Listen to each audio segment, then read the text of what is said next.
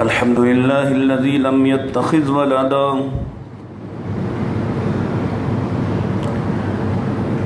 ولم يكن له شريك في الملك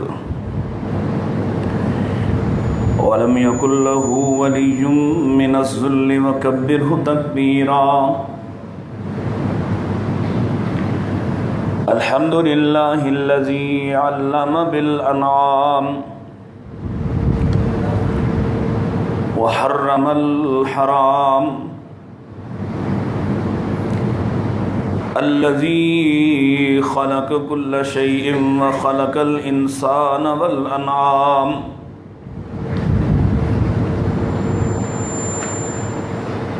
والصلاة والسلام على أشرف الأنبياء وسيد الأنام وعلى آله العظام وعلى أصحابه الكرام وعلى من اتبع الإسلام.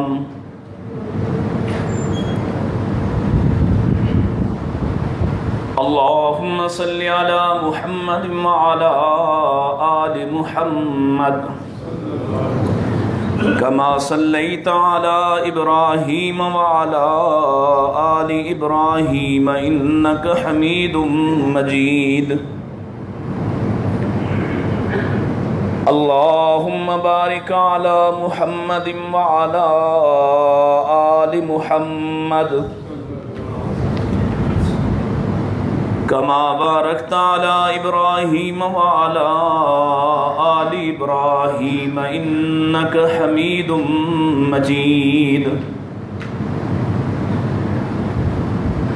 أعوذ بالله السميع العليم من الشيطان الرجيم. قل إن كان آباؤكم وأبناؤكم وإخوانكم وأزواجكم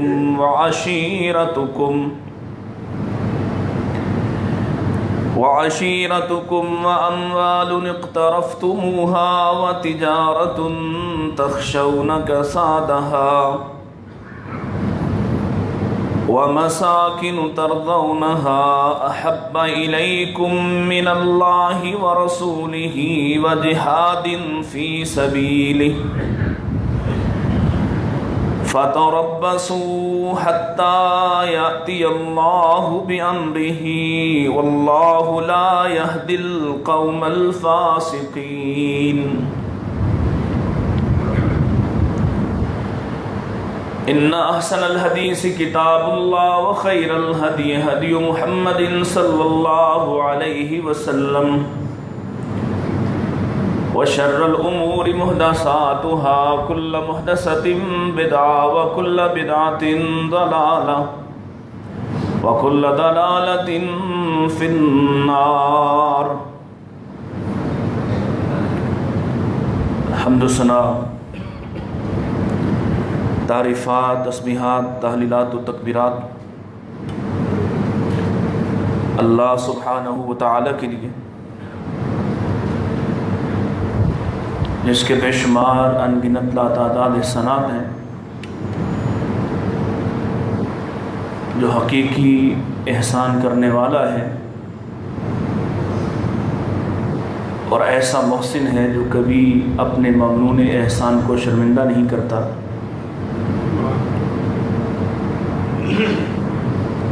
جو مسلسل عطا کرتا ہے، مسلسل عنایت کرتا ہے اور کبھی جس پر عطا کرتا ہے اس کے رویے سے بیزار نہیں ہوتا.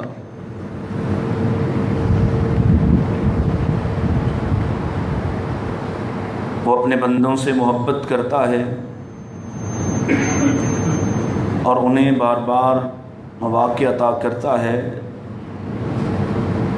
کبھی نعمت کے ذریعے سے اور کبھی آزمائش کے ذریعے سے کہ یہ واپس لوٹ آئیں.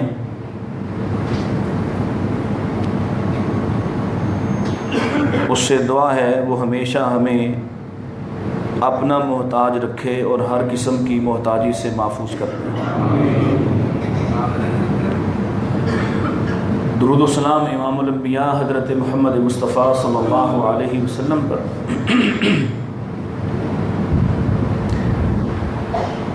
کہ جن کی تحریک اس کائنات کو روشنی فراہم کرنے والی تھی، اور جن کے انقلاب کی خوشبو آج بھی محسوس کی جاتی ہے۔ اللہ تعالیٰ نے سورہ التوبہ میں آیت نمبر 24 کے اندر آپ ہی سے ایک اعلان کروایا ہے کہ اے میرے حبیب صلی اللہ علیہ وسلم آپ فرما دیجیے، اگر تمہیں تمہارے باپ دادا، تمہاری اولادیں، تمہارے بھائی، تمہاری بیویاں اور رشتہ دار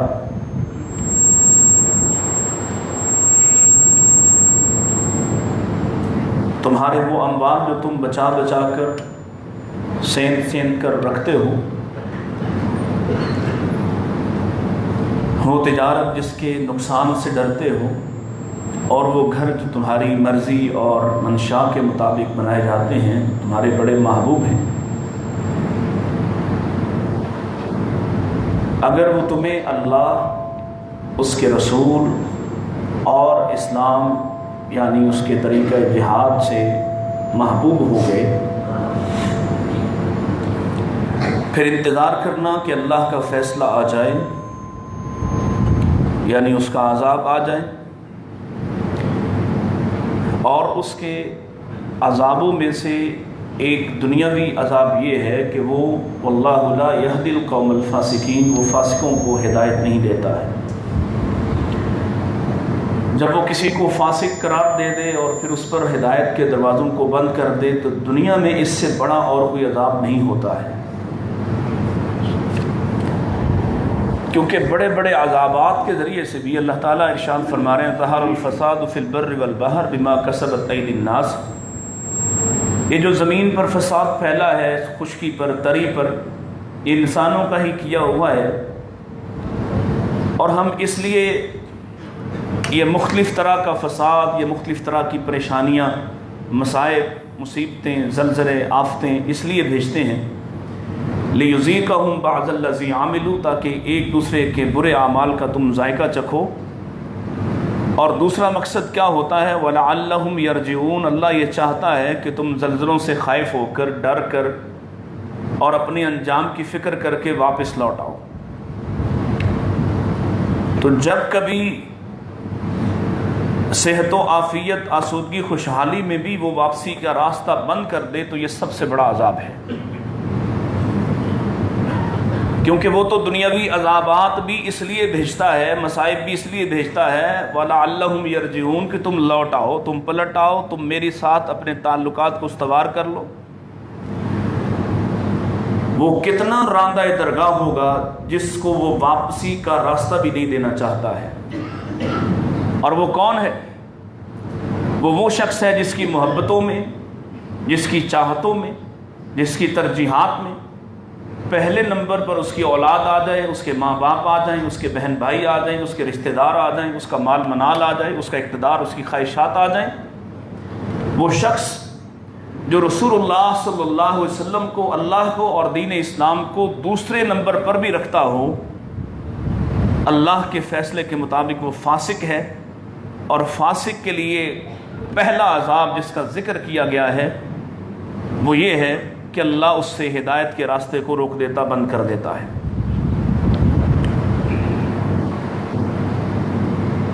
آج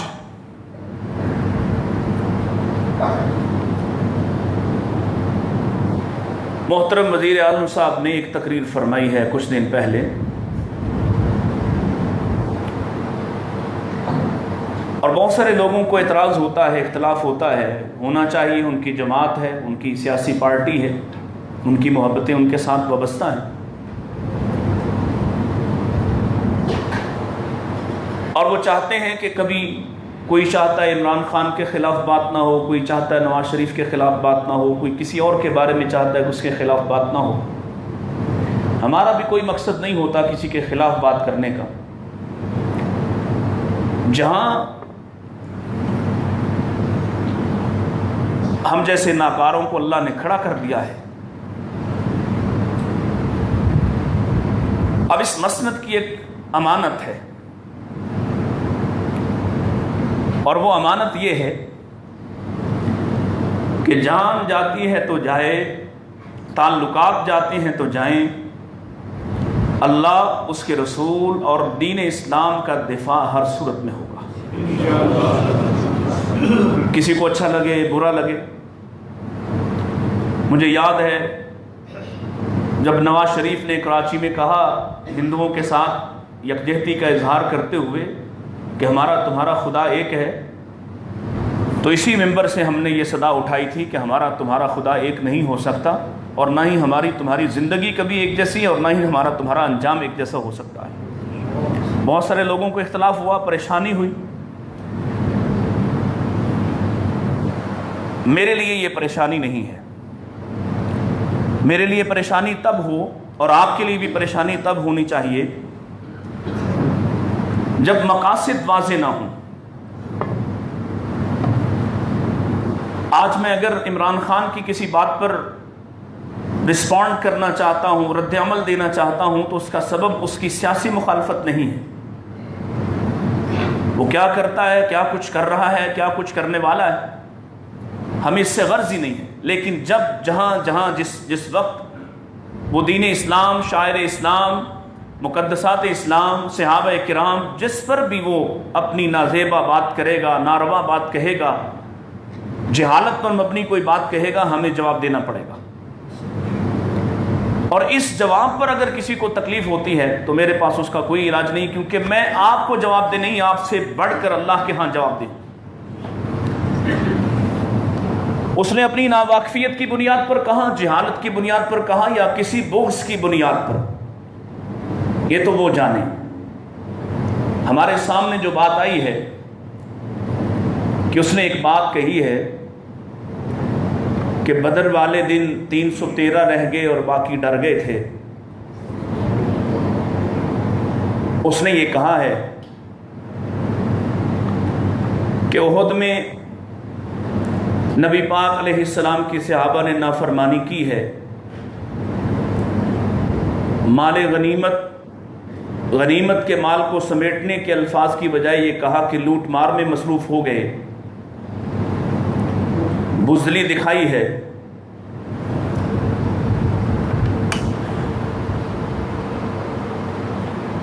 صحابہ کرام رضوان اللہ تعالی علیہم اجمعین، جب کوئی ان پہ بات کرتا ہے تو دراصل بات صرف ان تک نہیں رہتی. اگر کوئی صحابی کی تنقیص کرتا ہے تو صرف صحابی کی تنقیص نہیں ہوتی.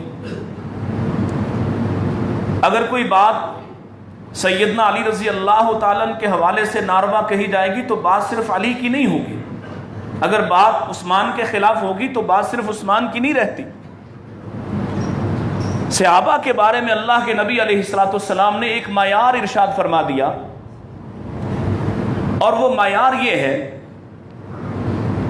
من احبہم فبحبی احبہم. امام کائنات علیہ السلام ارشاد فرما گئے،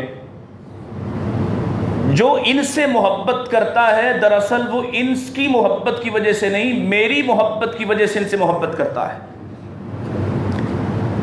ومن ابغضہم، اور جو ان سے نفرت رکھتا ہے، ان کے بارے میں کینہ رکھتا ہے، ان کے بارے میں اپنے دل کے اندر کدورت چھپائے ہوئے ہے، تو اس لیے نہیں ہے کہ وہ ان سے نفرت کرتا ہے تو ان کے خلاف بات کر رہا ہے. فَبِبُغْضِي أَبْغَضَهُمْ، دراصل وہ مجھ سے نفرت کرنے والا ہے، اس کے دل میں میری نفرت بیٹھی ہے، اس وجہ سے وہ میرے صحابہ پر کی نفرت اپنے دل میں رکھتا ہے.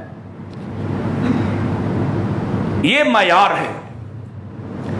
صحابہ رسول اللہ صلی اللہ علیہ وسلم کی تربیت کو نندہ تربیت یافتہ ہیں، آپ کی جماعت ہے.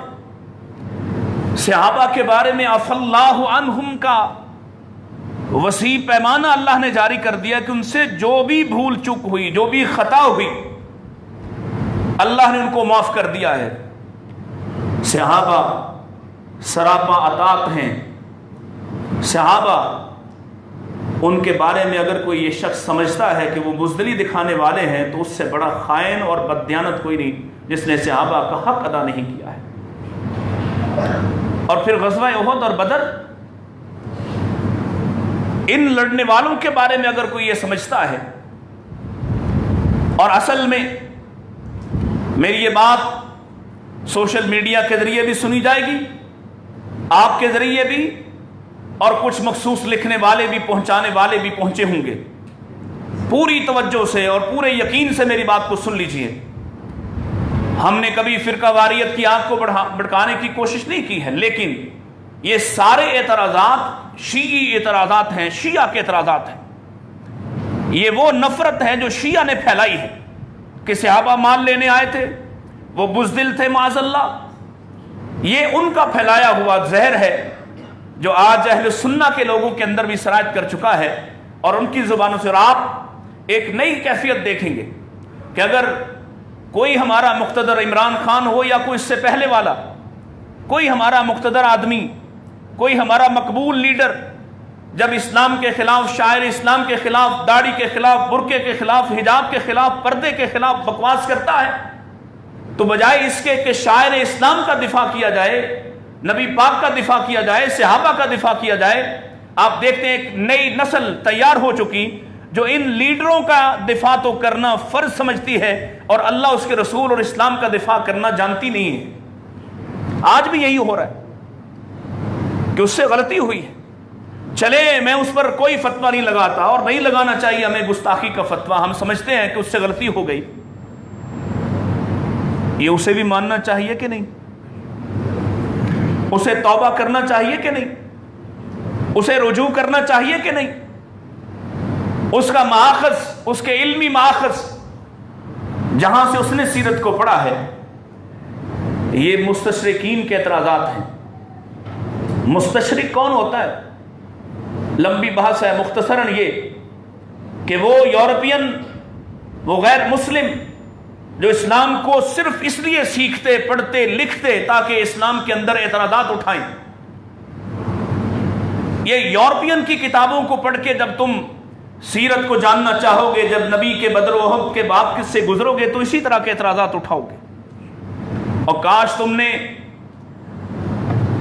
قاضی سلمان سلیمان منصور پوری کو پڑھا ہوتا، پھر تمہیں بدر میں کچھ اور منظر دکھائی دیتے، پھر تمہیں احد میں کچھ اور دکھائی دیتا، پھر تمہیں احد میں کوئی بھاگنے والا نہ دکھائی دیتا، تمہیں کوئی بزدل دکھائی نہ دیتا، تمہیں کوئی مال کا حریص دکھائی نہ دیتا۔ تم نے سیرت کو پڑھا ہی ان سے جنہوں نے اعتراضات اٹھانے تھے۔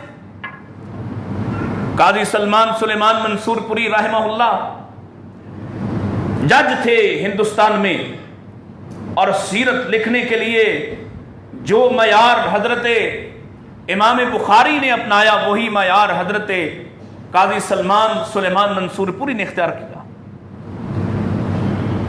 اس محبت سے لکھا، میرا دعویٰ ہے کوئی سیرت سے ناواقف آدمی بھی ذرا دلی جذبات کے ساتھ قاضی صاحب کی کتاب کو پڑھ کے دیکھے، پڑھے تو آنکھیں بہے بغیر رہ نہیں سکتی ہیں۔ مسئلہ یہ ہے کہ تم لوگوں کو دین پہنچاتے وہ لوگ ہیں جو خود دین بیزار ہیں۔ تم سمجھتے ہو کہ تمہاری بیوی سب سے بڑی عالمہ ہے، تم اس سے سیکھ کے آ جاتے ہو اور آ کے، اور خدا کے لیے تم پاکستان کو پاکستانی رہنے دو، مدینہ بنانے کی کوشش نہ کرو، یہ تمہارے بس کی بات نہیں ہے۔ تم پاکستان کو جیسا چاہتے ہو بناؤ، جو تبدیلی کرنا چاہتے ہو کرو، جس کو مار ڈالنا چاہتے ہو مارو۔ کم از کم جن لوگوں کے ساتھ ہمارے دلی جذبات نہیں، ہمارے ایمانی جذبات وابستہ ہیں، ان کی جان چھوڑ دو۔ یہ وضاحت اس لیے ضروری تھی کہ بہت سارے لوگ ہیں فون کرتے ہیں، رابطہ کرتے ہیں، ہم اس لیے جمعہ نہیں پڑھتے، آپ عمران خان کے خلاف ہیں۔ کب میں نے عمران خان کو اپنا مخالف بنا کے یہاں ان کے خلاف کوئی واز نصیحت کی ہے؟ آپ جس کو چاہیں اپنا ووٹ دیں، سپورٹ کریں۔ میں نے آپ کو مثال دی ہے کہ جس نے بھی بات کی، مجھے وہ زمانہ بھی یاد ہے جب مشرف یہاں تھا اور 2008 میں اس مسجد میں آیا، اس وقت مشرف حاکم تھا، ہم اس کی بھی ایسی باتوں کی، اس نے کہا میں وحشیانہ سزائیں نہیں دے سکتا۔ مجھے آج بھی یاد ہے میں نے یہاں پر جمعہ کہ اسلامی سزائیں وحشیانہ نہیں، تمہارا نظام وحشیانہ ہے، تمہاری سوچ وحشیانہ ہے۔ ہمارا مسئلہ حکمران نہیں، ہمارا مسئلہ یہ اللہ کی کتاب ہے، نبی پاک علیہ السلام کا دفاع ہے، صحابہ کا دفاع ہے، اور اس کے لیے ہم سب کچھ قربان کرنے کے لیے پہلے سے سوچ کر اس میدان میں نکلے۔ کوئی جھوٹے خواب دیکھ کر نہیں آئے ہیں، ہمیں پتہ یہ کانٹوں کی سیج ہے، یہ مشکل کام ہے، یہاں تمہاری مرضی کا دین بیان نہیں کر سکتا، اس لیے کہ کل اللہ کو اللہ کے سامنے بھی کھڑے ہونا ہے اور رسول اللہ صلی اللہ علیہ وسلم کے سامنے بھی ان کا بھی جواب دینا ہے، آپ کے چہرے کے سامنے بھی کھڑے ہونا ہے۔ صحابہ کرام ان کے بارے میں جو یہ سوچتا ہے بدر میں کہ وہ ڈر گئے تھے، یہ کتنی جہالت کی بات ہے۔ 313 بے وسائل، تلواریں پاس نہیں، ہتھیار پاس نہیں، اور پھر قرآن مجید کی آیات کا سیاق و سباق جانے بغیر اپنی مرضی کے مطالب نکالنے والے، اس کے دفاع کرنے والے۔ قرآن مجید کے اندر اللہ نے ارشاد فرمایا کما اخرجک ربک من بیتک بالحق وان فریقا من المؤمنین لکارہون۔ یہ آیت پیش کر کے حضرت عمران خان کا دفاع کیا جا رہا ہے کہ تم یہ دیکھتے نہیں قرآن مجید میں کیا لکھا ہے کہ مومن پسند نہیں کرتے تھے، اور بعض اردو مترجمین نے یہاں جو خوف کھانے کی بات لکھی، ڈرنے کی بات لکھی، ان کو بنیاد بنا کر قرآن کو سمجھے بغیر قرآن نے کیا کہا ہے کہ بعض ان میں پسند نہیں کرتے تھے، کارہون کراہت ہے، ڈر اور خوف اور بزدلی نہیں ہے، بعض ان میں پسند نہیں کرتے تھے۔ اللہ کے رسول علیہ السلام نے جب مشاورت کی، کیوں مشاورت کی ضرورت پیش آئی کہ آپ شہر مدینہ سے نکلے تھے تجارتی قافلہ روکنے کے لیے، آپ کا مقصد جنگ تھا ہی نہیں، اور اسی وجہ سے لوگ اپنے کم ہتھیار لے کر نکلے تھے۔ اس کا یہ مطلب ہرگز نہیں کہ ان کے پاس گھروں میں ہتھیار تھے نہیں، یہ ہو نہیں سکتا، تاریخ شاہد ہے۔ یہی لوگ اگلے سال جب دوبارہ جہاد کرنے کے لیے آئے تو پورے ہتھیار پہن کر آئے۔ یہ لوگ گئے تھے تجارتی قافلے کو روکنے کے لیے، مقصد اس تجارتی قافلے کو، اس جنگی تجارتی قافلے کو روکنا تھا جو مسلمانوں کے خلاف جس سرمایہ کو استعمال کیا جانا تھا، اور جس میں خود مہاجرین کا اپنا مال، مکہ سے لوٹا ہوا مال بھی شامل تھا، اس کا راستہ روکنے کے لیے نبی پاک علیہ السلام گئے، ارادہ یہی تھا۔ لیکن اللہ کیا فرماتا ہے، ایک تمہاری خواہش تھی اور ایک میری خواہش تھی، میں نے تمہیں بے سر و سامان نکالنا تھا، میں نے، یہ میرا ارادہ تھا، لِيُحِقَّ الْحَقَّ وَيُبْطِلَ الْبَاطِلَ، میں چاہتا تھا کہ حق حق ہو جائے، باطل باطل ہو جائے، پتہ چل جائے کہ حق والے تھوڑے بھی ہوں، بے وسائل بھی ہوں، کمزور بھی ہوں، تو جب اللہ ان کو فتح دینا چاہتا ہے تو اللہ ان کو فاتح بنا دیتا ہے۔ اللہ نے نکالا ہے بے سر و سامانی کے عالم میں، وہی رب پہلے میرے نبی پر وحی کر سکتا تھا کہ تم مقابلہ اصل میں ان سے کرو گے، پوری تیاری کے ساتھ نکلو، اور لوگ پچھتاتے رہے۔ اللہ کی قسم ہے، سیرت کی کتابیں بھری ہوئی کہ وہ صحابہ جو پیچھے رہ گئے، جو وحد میں آ کے شہید ہونے کی خواہش کرتے رہے، کیونکہ انہیں یہ افسوس رہا کہ ہمیں پتہ ہی نہیں تھا کہ بدر میں لڑائی ہوگی، وگرنہ ہم پیچھے نہ رہنے والے تھے۔ ان کے بارے میں یہ سوچو کہ وہ ڈر گئے۔ تمہارا ماخذ کیا ہے، تمہارا سورس کیا ہے؟ ہاں جب مشاورت ہوئی، قافلہ نکل گیا، فوج سامنے آ کھڑی ہوئی، تو اللہ کے نبی علیہ السلام نے اب یہ نہیں کیا کہ میرا حکم ہے لڑو، بلکہ آپ نے ان کی رائے جاننا چاہی، اور سب جانتے ہیں ابو بکر و عمر و مقداد کھڑے ہوئے مہاجرین کی طرف سے، انہوں نے تقریریں فرمائیں، اللہ کے رسول اسلام کا چہرہ خوش ہوا، لیکن آپ پھر بھی کہہ رہے تھے لوگوں مجھے مشورہ دو، اور پھر سعد بن معاذ کھڑے ہوئے، یا رسول اللہ صلی اللہ علیہ وسلم، مجھے لگتا ہے آپ کا روح سخن ہماری طرف ہے. آپ جاننا چاہتے ہیں کہ انصار آپ کا ساتھ دیں گے کہ نہیں؟ اللہ کے نبی ہم موسیٰ کی قوم نہیں ہیں کہ آپ سے کہیں کہ آپ جائیں اور آپ کا رب جا کے لڑے. ہم یہاں بیٹھنے والے. پیارے نبی آپ ہمیں کہیں یہ مکے والے کیا ہیں، برقے غماد لے چلیں تب بھی جانے کو تیار، ہمیں کوئی پرواہ نہیں. آقا آپ بے فکر ہو کر آگے بڑھیے، اپنا فیصلہ کیجئے. ہم آپ کے چاروں طرف گھوم کر لڑائی کرنے والے پائے جائیں گے، ہم آپ کا دفاع کرنے والے ہوں گے. اللہ کے نبی جب تک جان میں جان ہے آپ دیکھیں گے آپ کا دفاع کرنے والے ہیں. کس نے تمہیں پڑھایا؟ اور بدبخت اٹھے اس کا دفاع کرنے، اس کو بجائے معافی پر مجبور کرتے.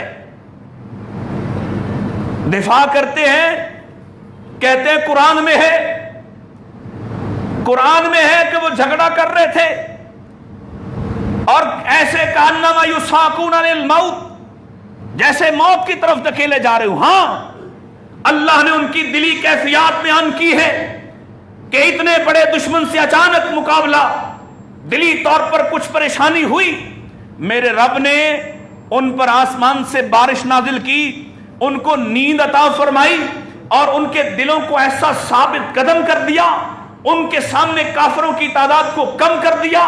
میرے نبی کو خواب میں کافروں کی تعداد کم دکھائی.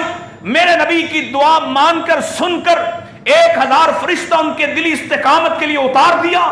اللہ نے مجاہدین کو تیار کر دیا. یہ دل کی بات تھی جو رب جانتا تھا. اور جس وقت وہ لڑے ہیں ڈر گئے تھے، ڈرنے والے تھے. کس بات کا ڈر تھا انہیں؟ اللہ اکبر. نبی رحمت علیہ الصلوۃ والسلام کے بارے میں وہ کیا سوچتے ہیں اور کیسے سوچتے ہیں. کاش تمہیں یہ جذبات حاصل ہو جائے.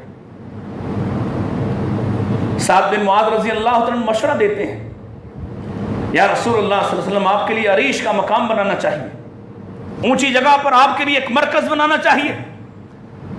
اور سبب کیا ہے کہ آپ کا دفاع، آپ کا پہرا، آپ کی حفاظت. اور پھر ساتھ ہی خود فرمایا اٹھاؤ سیرت کی کتابوں کو، تمہیں یہ بات بھی نظر آئے گی. کہنے لگے اللہ کے نبی یہ مقام عریش اس لیے الگ بنا رہے، آپ کا دفاع بھی ہو، آپ جنگی چال جو سوچنا چاہیں، بیٹھنا چاہیں، الگ بیٹھ کر اپنا فیصلہ کریں، پورے میدان پہ آپ کی نگاہ ہو. ساتھ ہی ساتھ مقصد یہ ہے کہ اگر اللہ کی طرف سے ہم شکست کھا جائیں تو آپ کے پاس تیز سوار اونٹنیاں ہونی چاہیے جو آپ کو لے کر بحفاظت مدینہ چلے جائیں.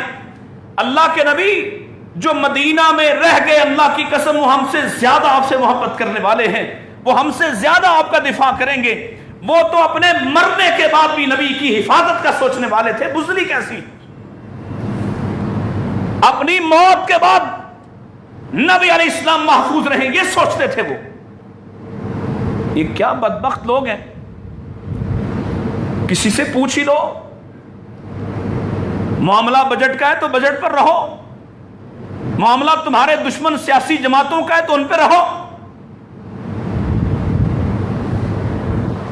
کیا ضرورت پیش آئی تمہیں بدر و احد پر تبصرے کرنے کی؟ بدر و احد پہ تبصرے دیکھنے تو اس کتاب کو اٹھاؤ جس کتاب میں اللہ نے ان کی ضمانتیں نازل فرمائی ہیں، جس کتاب میں اللہ نے فرمایا ہے کہ یہ وہ لوگ ہیں اولئک الذین امتحن اللہ قلوبہم للتقوی. ہم نے ان کے دلوں کو بار بار آزمایا ہے، ہم نے بار بار ان کا امتحان لیا ہے، اور امتحان لینے کے بعد ہم یہ فیصلہ سناتے ہیں ہم نے اپنے نبی کے یاروں کے دلوں میں تقوی دیکھا ہے. اور تقوی دنیا والوں کا خوف نہیں ہوتا، صرف اللہ کا خوف ہوتا ہے. اللہ اکبر. اور یاد رکھیں صحابہ کا دفاع اللہ کی سنت ہے. کوئی پی ٹی آئی والا، کوئی نون لیگ والا اس بات کو کسی اور نقطہ نظر سے مت سمجھے. صحابہ کا دفاع اللہ کی سنت ہے. دنیا پہ رہنے والے چند جاہلوں نے، منافقوں نے کہا تھا انؤمن کما آمن السفہاء، ہم ایمان لے آئے جیسے یہ نبی کے دیوانے بے وقوف ایمان لائے ہیں. ہائے ہائے میرے رب کو کیسی غیرت آئی. فرمایا سنو الا انہم هم السفہاء، میرے نبی کے ہاتھ پہ ہاتھ رکھنے والا تمہاری نظر میں کوئی بے وقوف ہو سکتا ہے، لیکن میری نظر میں کیا ہے، وہ بے وقوف نہیں، وہ تو انتہائی دانش مند ہے جو میرے نبی کا ہاتھ تھامنے والا ہے. جو ہاتھ نہیں تھامتا یا تھام کر بھی دل صاف نہیں کرتا وہ بے وقوف ہے. ایک جملہ تنہائی میں اس نے کہا تھا لئن رجعنا الى المدینہ لیخرجن العز منها الاذل، ہم جب واپس لوٹیں گے ان ذلیل لوگوں کو مدینہ سے نکال دیں گے. میرے رب نے فرمایا تو جانتا ہی نہیں ذلت کس چیز کا نام، عزت کس چیز کا نام. ارے عزت تو ہے ہی اللہ کے لیے، اس کے رسول کے لیے اور مومنوں کے لیے ہے. عزت وہ عزت ہی نہیں جو صحابہ کی عزت نہ ہو.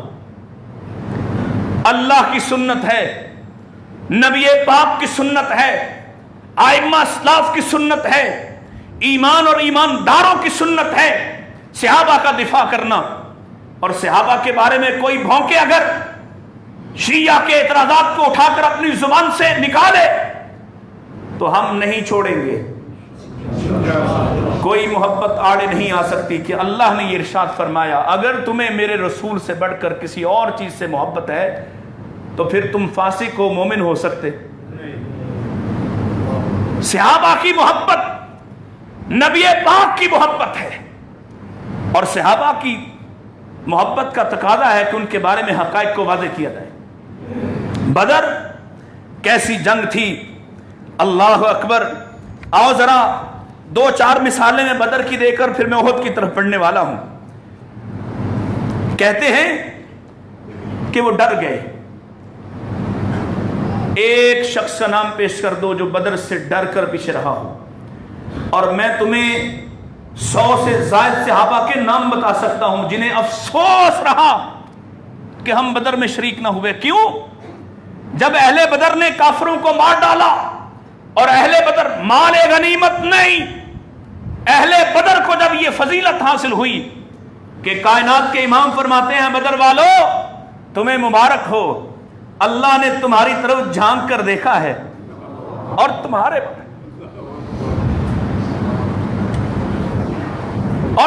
بارے میں فرمایا ہے اے بدر والو جاؤ، تم نے وفا کی ایسی مثال قائم کی ہے، اب تم جب تک زندہ ہو جو بھی کر گزرو تمہیں وہ عمل نقصان نہیں پہنچائے گا. جب یہ اعلانات بدر والوں کے بارے میں سنے پیچھے رہنے والوں کا غم دوبالا ہوا، غم زیادہ ہوا کہ کیسی فضیلت حاصل کر گئے. اور پھر صحابہ، ان صحابہ سے اگر زندگی کے اعتبار سے کوئی خطا ہوئی، کوئی غلطی ہوئی، حتیٰ کہ ایک بڑی خطا بعد میں ایک صحابی سے ہوئی، لیکن اللہ کے نبی نے فرمایا اس کو کچھ نہ کہو، یہ بدری ہے. یاد ہے حاتب بن ابی بلتا؟ اور جن کو اللہ نے معاف کر دیا تم بھی معاف کر دو خدا کے لیے. جن کی خطاؤں پر عرش والے نے قلم پھیر دیا اور تمہیں حکم دیا کہ تم بھی ان کے لیے دعائیں کرو، تم دعا نہیں کر سکتے تو اپنی زبان کو بند ہی کر لو، تکلیف ہی مت دو. بدر والے کیسے تھے؟ تم کہتے ہو ڈرتے تھے. عبد الرحمن ابن عوف کی مثال یاد ہے، وہ کہتے ہیں دونوں طرف سے نوجوان لڑکوں نے جن کے بارے میں میں سوچ رہا تھا کہ میں تنہا، میں اکیلا، غیر محفوظ، اور وہ دو لڑکے دونوں طرف سے پوچھتے ہیں بتاؤ نبی کا دشمن کدھر ہے. ہماری ماں نے کہا تھا آج یا تم واپس آنا یا نبی کا دشمن واپس جائے گا. تم کیا جانو کہ بدر کیا ہے. اللہ نے بدر کو یوم الفرقان کہا. یوم الفرقان، ایسے پاک پاک جذبات تھے، ایسے زبردست نظریات تھے کہ اس کمزور سی جماعت کو کبھی ایسے بھی ہوا ہے کہ کوئی نبی یہ کہے اللہ یہ جماعت اگر چلی گئی تیری عبادت کوئی نہیں کرے گا. کوئی اور جماعت ہے، کوئی اور نبی ہے. یہ جماعت وہ جماعت ہے کہ میرے نبی کو بھی اس پر ناز ہے، اور میرے نبی अपने रब से इस्तिगासा करते हुए इस जमात की अज़मत की वजह से, इस जमात की हिम्मत की वजह से, इस जमात की इस्तिकामत की वजह से, इस जमात की क़यादत की वजह से, आने वाले दिनों की पेशबीनी की वजह से आका कहते हैं अल्लाहुम्मा इन तहलिक हादिल इसाबा, अल्लाह अगर ये जमात जो मैं आज लाया हूं, ये इस्लाम के जिगर गोशे हैं, अगर ये खत्म हो गए तो तेरा नाम लेने वाला बाकी न रहेगा। तुम क्या जानो बदर क्या है, तुम्हें क्या पता बदर किसको कहते हैं। और उठाओ उकाशा बिन मोहसिन या मेहसन, कैसे जज्बात थे। या रसूलुल्लाह मेरी तलवार टूट गई है, लड़ते लड़ते मेरी तलवार टूटी है। आका ने पास पड़ी हुई छड़ी उठाकर दे दी कि जाओ लड़ो।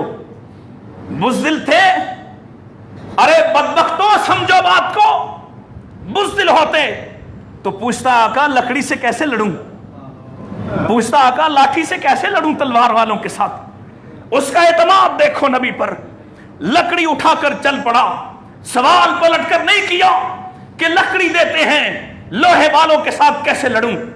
ये एतमाद है उनका नबी पर, बुज़दिली, ये बुज़दिली है। और जब सामने गए फरमाते मेरे लहराई तो तलवार बन गई। मेरे नबी का मुजज़ा था, इसका नाम औन रखा और इसी से लड़ते रहे हत्ता के मुर्तद्दों के खिलाफ जान दे दी इसी तलवार के साथ लड़ते लड़ते। तुम क्या जानो बदर क्या है। एतमाद, नबी अलैहिस्सलाम पर एतमाद। और इस हवाले से मैं तुम्हें एक और मिसाल देता हूं। साद रज़ी अल्लाह तआला अन्हु और उनके वालिद खैसमा दोनों बदर की लड़ाई में ये हिस्सा लेने के लिए पहुंचे।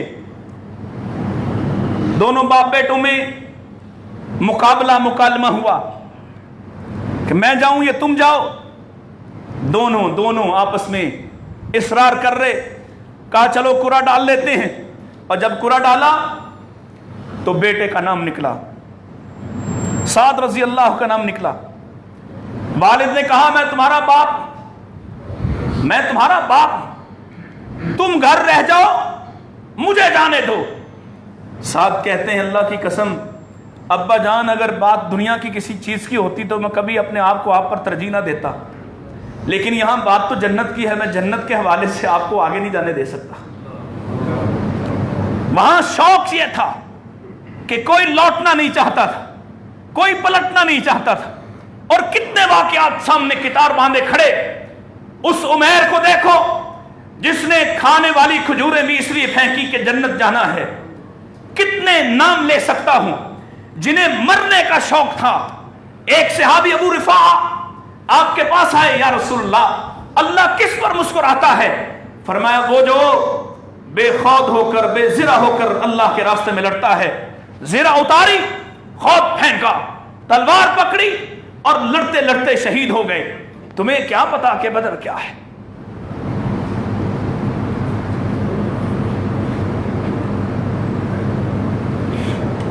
तुम हम पर मुसल्लत हो गए और हमारी कौम के जज्बात को तोड़ने पर आमादा हुए। खुदा के लिए मजबूर मत करो। ये कौम जैसी भी है, इस पर और महंगाई के बोझ डाले गए कोई बात नहीं, टैक्सेस के बोझ डाले गए कोई बात नहीं, लेकिन इनसे इनका थोड़ा बहुत जो बाकी ईमान है वो तो ना छीनो। आइए आगे बढ़ते हैं। फिर कहा कि मारकाए ओहद में उनसे एक खता हुई। वो खता जिसको तमाम लोगों ने इज्तिहादी खता लिखा, कहता है नाफरमानी की खता हुई।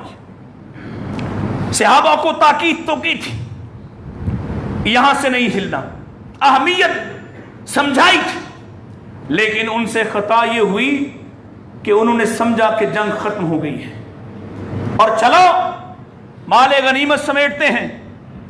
अब एक बात यहां गौर से सुन लीजिए, तवज्जो से जरा मेरी बात को समझिए। माले गनीमत अगर कोई ये लूट मार, जिसको इसने कहा लूट मार है, کہ جو جتنا سمیٹ لے اسی کا ہوگا؟ ہرگز نہیں. جو لوگ دین سے ناواقف ہیں، جاہل ہیں، وہ اس کا دفاع کر رہے کہ لوٹ مار ہی تو تھی. ہرگز نہیں، یہ دشمنوں کا پروپیگنڈا ہے. مال غنیمت اللہ کی طرف سے عطا کیا پاکیزہ رزق ہے.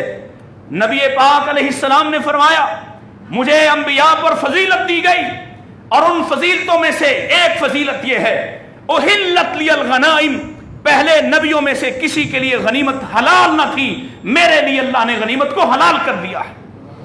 یہ لوٹ مار نہیں ہے. اور پھر یہ نہیں ہے کہ جو جتنا اکٹھا کر لے وہ اس کا ہوگا. قل الانفال للہ وللرسول. کس کے لیے انفال؟ غنیمت کس کا حق؟ جمع کی جائے گی، اکٹھی کی جائے گی، خمس نکالا جائے گا، 5واں حصہ نکالا جائے گا. اللہ رسول کا حق نکالنے کے بعد نبی محترم علیہ السلام یا بعد ازاں امیر المومنین اس کی تقسیم کریں گے. لشکر کا سپہ سالار اس کی تقسیم کرے گا. اس کا مال نہیں ہے جس نے جتنا لیا، جتنا اکٹھا کیا. کون سی لوٹ مار؟ کون سی لوٹ مار؟ کیا وہ مال لینے کے لیے لڑتے تھے؟ یہ تو رافضیوں کا پھیلایا ہوا جھوٹ ہے. نبی پاک علیہ السلام غزوہ خیبر میں راستے میں ایک چرواہا ملا، آپ نے دعوت دی، مسلمان ہو گیا. آپ نے کہا جاؤ پہلے اپنے مالک کا مال واپس کر کے آؤ، جس کی بکریاں اس کو دے کے آؤ. بکریاں لوٹا کے آپ کے ساتھ شامل ہوا جہاد میں. فتح ہوئی. نبی محترم علیہ السلام نے جب حصہ نکالا مجاہدین کا تو اس کا بھی حصہ نکالا. اس کو بلا کے کہا یہ تمہارا مال، اب میری طرف دیکھو ذرا. کیا کہا اس نے؟ کہتا نہیں، مال لینے نہیں آیا تھا، میں تو اس لیے آیا تھا. وہ مال لینے آتے تھے. حضرت علی رضی اللہ تعالیٰ عنہ وہ واحد شخصیت ہے جنہوں نے بڑے بڑے کافروں کو قتل کیا اکیلے میں، طاقتوروں کو مارا. علی تو سب سے زیادہ امیر ہوتے، پھر مال لینے آتے تھے. کہتا اللہ کے رسول مال لینے نہیں آیا، میں تو اس لیے آیا ہوں. امام کائنات علیہ السلام نے اس کے لیے دعا فرما دی. پھر یہ سفر کے دوران نماز پڑھ رہا تھا، ایک تیر آ کے اس کے حلق پہ لگا. اللہ اکبر، یہ شہید ہو گیا. لوگوں، صحابہ کے بارے میں اتنا چھوٹا مت سوچو. اگر وہ مال لینے آتے، اللہ کی قسم پھر تم دیکھتے یہ تحریک کچھ اور ہوتی. وہ تو مال قربان کرنے والے تھے، مال قربان کر دینے والے تھے. ان کے بارے میں کہا کہ لوٹ مار. اللہ اکبر. ہاں، ان سے یہ اخطاء ہوئی کہ انہوں نے نبی پاک علیہ السلام کی اس بات کو ایسے نہ سمجھا اور مال جمع کرنے میں ہاتھ بٹانے کے لیے آگے بڑھے. اور پھر دیکھو رسول اللہ صلی اللہ علیہ وسلم جب چاروں طرف سے گھر گئے تو پھر شہادتوں کی داستان کس نے بنائی ہے؟ ایک وقت آیا ہے کہ جب دونوں طرف سے حملہ ہوا، مسلمانوں کی طاقت منتشر ہو گئی. ایک وقت آیا ہے جب حضرت مصعب شہید ہو گئے تو ابن کمیہ نے کہا کہ ہم نے رسول اللہ کو شہید کر دیا. لوگ پریشان ہوئے، سراسیمہ ہوئے. لیکن جب اللہ کے نبی علیہ السلام نے سارے خطرات مول لے کر لوگوں کو اپنی طرف بلایا، الی عباد اللہ، الی عباد اللہ، اللہ کے بندوں میری طرف آؤ، میری طرف بڑھو. اللہ کی قسم ہے صحابہ کے کان میں نبی پاک کی آواز پڑتی ہے. پھر آپ نے دیکھا، پھر آپ نے سنا کہ کیسے صحابہ نے دیوانہ وار اپنی جانیں قربان کی اور 70 سے زائد لوگ شہید ہو گئے. تم نے احد کو سمجھا نہیں ہے. احد کو سمجھتے اور تم ذرا عقیدت کی نگاہ سے دیکھتے تو تمہیں احد کے منظر کچھ اور دکھائی دیتے. تمہیں مصعب کے کٹے ہوئے بازو دکھائی دیتے، تمہیں حمزہ کا چاک پیٹ نظر آتا، تمہیں احد کا منظر کچھ اور دکھائی دیتا. تمہیں نبی پاک علیہ السلام کے زخموں سے رستا ہوا فوارے کی طرح ابلتا ہوا خون پیتا ہوا مالک بن سنان دکھائی دیتا. تمہیں انس بن نضر دکھائی دیتے. اللہ کی قسم ہے تمہیں ام عمارہ دکھائی دیتی جو اپنے آپ کو مردانہ وار لڑائی کے لیے تیار کر چکی. اور آپ فرماتے ہیں آج تم میدان ام عمارہ کے ہاتھ رہا. تمہیں طلحہ بن عبید اللہ دکھائی دیتے جن کی ڈھال گر گئی نبی پاک علیہ کا چہرے کا دفاع کرتے کرتے، جنہوں نے اپنا ہاتھ میرے نبی کے چہرے کے سامنے کر دیا اور اتنے تیر کھائے اس ہاتھ پر اس وقت تک تیر روکتے رہے جب تک صحابہ نے آپ کو گھیرا نہیں ڈالا، جب تک آپ کا دفاع مضبوط نہیں ہوا۔ طلحہ بن عبید اللہ کو تم دیکھتے ساری زندگی کے لیے ہاتھ شل ہو کر رہ گیا۔ تم نے احد کو سمجھا نہیں ہے۔ تم احد کو دیکھتے، نظر دیکھنے والی ہوتی تو تمہیں دکھائی دیتا کہ وہاں تو ایسے شخص بھی ہیں، عمر بن جموح رضی اللہ تعالی عنہ، سردار ہیں انصار کے، ایک پاؤں سے لنگڑے ہیں، بوڑھے ہیں، بدر میں پیچھے رہے، احد کی محبت میں اور احد میں شہید ہونے کی غرض سے نکلے، بیٹوں نے روکا، اصرار کیا، اللہ نے بھی معذور کو اجازت دے رکھی ہے کہ اس کے لیے جہاد فرض نہیں۔ آقا فرماتے ہیں عمر آپ پر تو جہاد فرض بھی نہیں اور آپ کا تو پاؤں بھی صحیح نہیں، آپ اپنے بیٹوں کی بات مان کیوں نہیں لیتے؟ عرض کرتے ہیں آقا میں چاہتا ہوں میں اس کی لنگڑے پاؤں کے ساتھ جنت میں داخل ہوں۔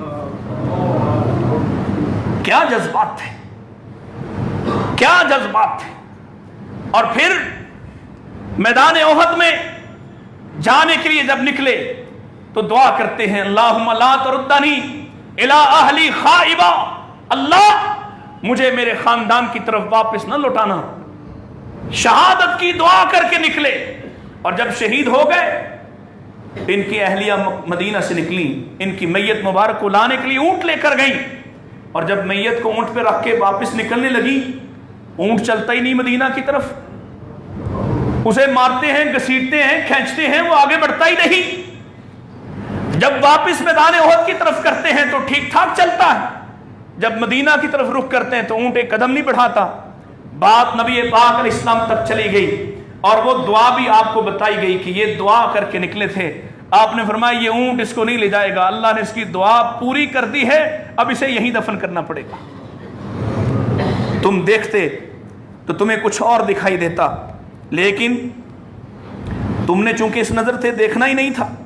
آؤ میں ایک دو بات اور کر کے بات ختم کرتا ہوں۔ جب چاروں طرف سے آپ گھر گئے اور آپ کے پاس صرف 8 صحابی رہ گئے، 8 صحابی، 3 مہاجر اور 5 انصار۔ مہاجروں میں سیدنا علی، حضرت طلحہ اور حضرت زبیر، یہ 3 صحابی مہاجر تھے، آپ کے رشتہ دار بھی، اور 5 انصاری، ابو دجانہ، حارث بن سمہ، حباب بن منذر، عاصم بن ثابت، سہل بن حنیف، یہ کل 8 صحابی تھے جنہوں نے آپ کے گرد گھیرا ڈالا آپ کا دفاع کرنے کے لیے۔ اور پتہ ہے یہ دفاع ایسا دفاع نہیں تھا، موت پر بیعت کی آپ کے ہاتھ پر۔ تم کہتے ہو کہ ڈرنے والے تھے، مال کے لیے آئے تھے۔ کوئی مال کے لیے مرنا پسند کرتا ہے؟ بولو، تمہیں یہ 200-400 500 ارب تمہیں دے کر اگر تمہیں مار دیا جائے تو کیسا رہے؟ جان چھوڑو ہماری، اربوں روپیہ بھی دو، کوئی مال کے لیے بدعقیدہ بھی مرنے کو تیار نہیں ہوتا۔ یہ خود کچھ دھماکے کرنے والے جنت کے جھوٹے وعدے دلاتے ہیں، قوموں کی عظمت کی کہانیاں سناتے ہیں، پھر ان کو مرنے کی طرف تیار کرتے ہیں۔ کوئی مرنے کے لیے مال کے لیے تیار نہیں ہو سکتا۔ آئے اور کھڑے ہوئے آپ کے پاس، آپ کے ہاتھ پر ہاتھ رکھا، موت کی بیعت کی، اور کیا کہتے تھے؟ سنو یہ الفاظ ذرا اور پھر اپنا ایمان تازہ کرو۔ کہتے جاتے تھے، آپ کا دفاع کر رہے ہیں، چاروں طرف لڑ رہے ہیں اور کہہ رہے ہیں وجہی دون وجہک، آقا میرا چہرہ آپ کا چہرہ نہیں، کافر آپ کے چہرے پر نہیں پہنچے گا۔ وجہی دون وجہک ونفسی دون نفسک، اللہ کے نبی آپ کی جان نہیں میری جان۔ اور پھر کیا کہتے ساتھ؟ والسلام علیک غیر مودعن، آقا اللہ آپ کو سلامت رکھے، آپ پر قیامت تک اپنی رحمتیں برکھا برساتا رہے، ہم ہماری جان ہمارا چہرہ آپ کا چہرہ نہیں۔ تم کیا سمجھو وہاں تو ایسے بھی لوگ تھے جب پیارے نبی علیہ السلام کے چہرے میں خود کی کڑیاں کھپ گئیں اور وہ ہاتھ سے نہیں نکل رہی تھی تو ابو عبیدہ آگے بڑھے ہیں. ابو عبیدہ امیر الامت اپنے دانتوں سے نکالنے کی کوشش کی. پیارے نبی علیہ السلام کے لہو لہان چہرے سے کھبی ہوئی کڑیاں، خود کی کڑیاں دانتوں سے نکالتے رہے. ایک کڑی نکالتے تو ایک دانت جاتا ہے ساتھ، دوسری کڑی نکالتے تو دوسرا دانت جاتا ہے، تیسری کڑی، چوتھی کڑی، 4 کڑیاں نکالی ابو عبیدہ نے اور 4 دانت قربان کیے. تمہیں کیا پتا کہ احد کیا ہے؟ تمہیں کیا اندازہ کہ احد کیا ہے؟ سیدنا قتادہ آپ کے سامنے کھڑے ہو گئے اور صحت مند جوان تھے، خوبرو چہرہ تھا. آپ کے چہرے کے سامنے چہرہ کر کے کھڑے ہو گئے، لڑتے رہے، دفاع کرتے رہے. تیروں کی باڑ آئی، ایک تیر قتادہ کی آنکھ میں گھس گیا. آنکھ کا ڈیلا ڈھلک کر کیما بین بن کر بہ کر نیچے لٹک پڑا. صحابہ نے کہا کہ اس کو کاٹ دیتے ہیں. نبی علیہ السلام کے پاس لایا گیا. آقا پوچھتے ہیں قتادہ اگر صبر کرو تو جنت ہے اس کا بدلہ، اگر صبر کرو تو جنت ہے اس کا بدلہ. عرض کرتے ہیں آقا میری بیوی مجھ سے بڑی محبت کرتی ہے، مجھے ڈر ہے وہ مجھے بغیر آنکھ کے دیکھے تو شاید محبت چھوڑ دے. آپ کہتے اگر کہتے ہو تو میں آنکھ واپس رکھ کر اللہ سے دعا کر دیتا ہوں.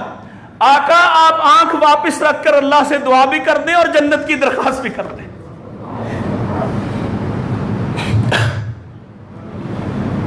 تمہیں کیا پتا؟ کاش تمہیں سمجھانے والے ذرا احد کے میدان کی سیر کروائیں. آقا نے آنکھ واپس رکھی، ہاتھ رکھا، دعا کی اللہ میرے قتادہ کو اس سے پہلے سے اچھی آنکھ عطا کر دے، اللہ میرے قتادہ کے چہرے کو پہلے سے زیادہ خوبرو کر دے. عرش والے نے آپ کی آنکھ کو ٹھیک کر دیا. قتادہ کہتے ایسا لگتا تھا کبھی آنکھ میں کوئی مسئلہ ہوا ہی نہیں ہے، اور ساتھ آپ نے جنت کی دعا بھی دی. اور میرے بھائی، میرے عزیز، اپنے اپنے سیاسی زعماء لیڈروں سے محبت کرو، ضرور کرو، لیکن یاد رکھنا یہ محبتیں کہیں نبی پاک کے مقابلے میں نہ آ جائیں، کہیں صحابہ کے مقابلے میں نہ آ جائیں. اپنے لیڈروں کا دفاع کرتے کرتے کہیں نبی اور اس کے پیاروں کے بارے میں زبان درازی نہ ہو جائے. اس لیے کہ جتنے بھی تمہارے خیر خواہ ہوں یہ قبر سے بھی پہلے تمہیں چھوڑ جاتے ہیں، اور حشر میں تو کوئی دعوے دار ہی نہیں ہوگا. اور وہاں اگر کوئی تمہارے لیے خیر خواہی کی بات کہنے والا تو وہ صرف وہی ہے جس کی محبت کو اللہ نے ساری محبتوں پر فوقیت دی ہے، جس سے جب تک ساری کائنات سے بڑھ کر محبت نہ کی جائے اس وقت تک ایمان کا دعویٰ فضول ہے.